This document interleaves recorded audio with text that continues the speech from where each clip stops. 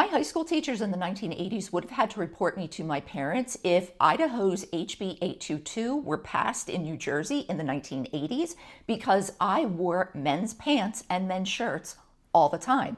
I hated anything at my natural waist, and so I always wore men's pants. I loved men's button-up shirts because they weren't fitted and they weren't tight.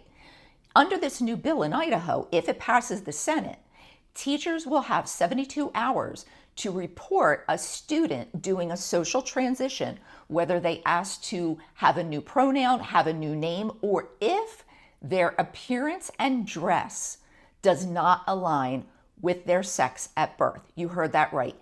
And if the teachers do not report this, there can be civil penalties up to $100,000 and a loss of a license. Yeah, that's what it says in the bill right there. So I would think that Idaho would want to tackle some other things that are going on, specifically the fact that there are about 57,000 students who live in poverty, the fact that they are 40th in education, the fact that there are almost 1 million people unemployed in the state. Those would be things to tackle. Instead, they are targeting about 1 to 2% of the population. And if we talk about 300,000 students being in Idaho and 1 to 2% of the population, let's do 1.5, which would be 4,500 students.